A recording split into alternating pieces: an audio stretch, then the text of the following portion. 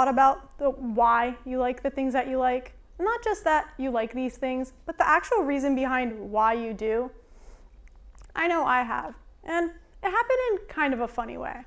I know that I like to go skiing, I love to listen to all kinds of music, I love to read mystery books, and I could sit down and watch a full crime show all the way through in an entire week. And I started wondering and thinking, and then it all kind of hit me. My dad goes skiing every winter. My sister and my friends basically introduced me to half of the songs on my playlist, and while my mom, she's the queen of watching crime shows.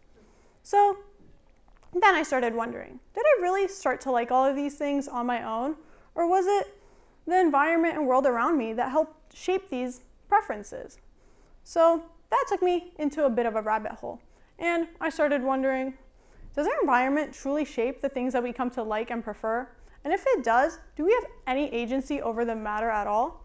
Well, as it turns out, the answer is a lot more complicated, a lot more layered, and definitely a lot more personal than any of us can imagine. When I'm talking about our environment, though, I don't just mean what house you live in or what it looks like. I mean the world around you. It's your friends, your family, your community, your culture, the media you consume, and even just the physical world in which you move through every single day.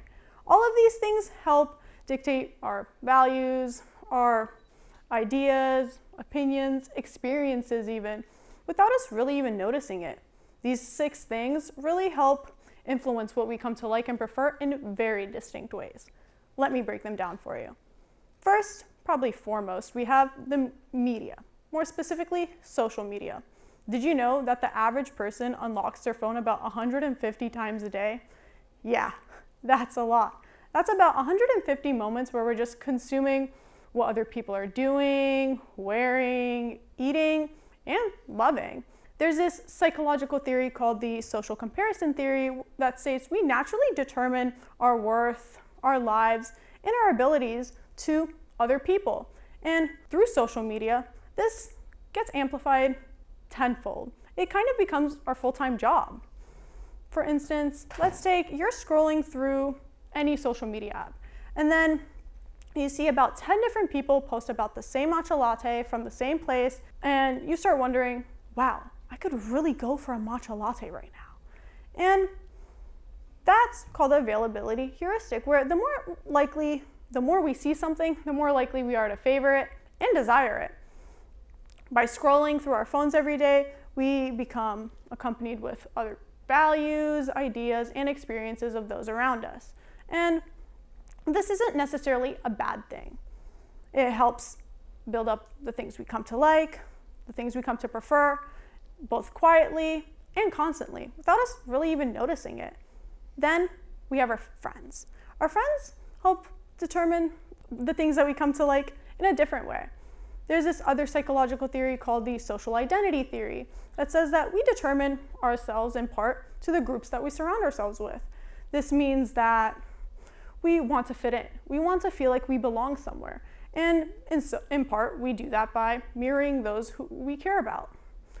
For instance, let's say one of your friends is super duper excited about the newest season of their favorite TV show coming out, or their favorite artist is releasing a new album. When they're talking all excited about this new thing, our brain's reward system gets activated.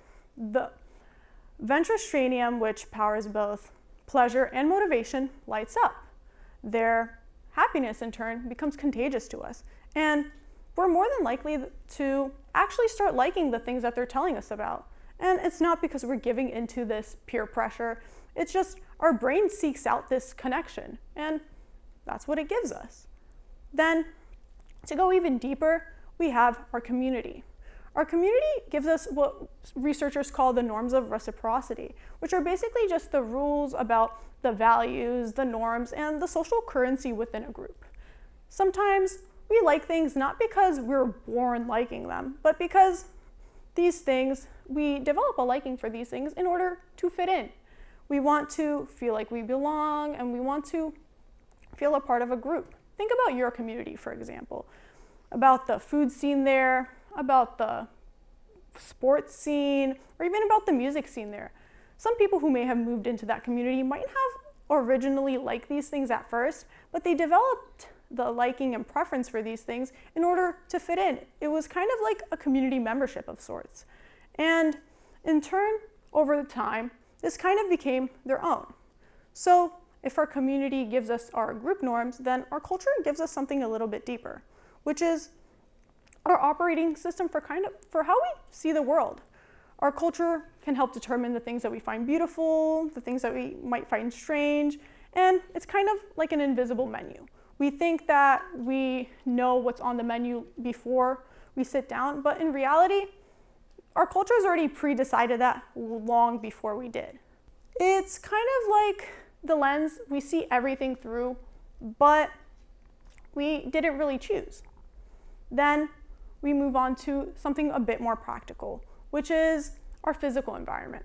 Our physical environment helps build up habits, and these habits over time can become passions. We build up passions maybe through convenience, and that's what our physical environment may give us. Let's say you live in a city that has basketball courts on every other corner. You're more than likely to actually develop a relationship with this, and maybe you might start playing basketball, or you live near the ocean and you like surfing or you like swimming. Our physical environments gives us this convenience, and then it quietly and slowly turns into a passion. Then our last piece is, and our deepest layer is the way we were raised and our families. They help build the baseline for who we pretty much were before the rest of the world can get to us. We start associating actions from family members with things like comfort, safety, and warmth. And over time, we analyze these actions and we internalize them. And it helps set us up for who we might be in the future. For me, that's come from my love of cooking. I've grown up to always be in the kitchen with my mom and my aunt. I loved helping them, whether it was rolling out dough, passing them ingredients, or just simply keeping them company. It was something I loved to do. And now that I've gotten older and I love to cook, it isn't just because I love to do it and it's something I picked up on one day randomly. It's because I associate cooking with their warmth, their love, and home. So back to my original question.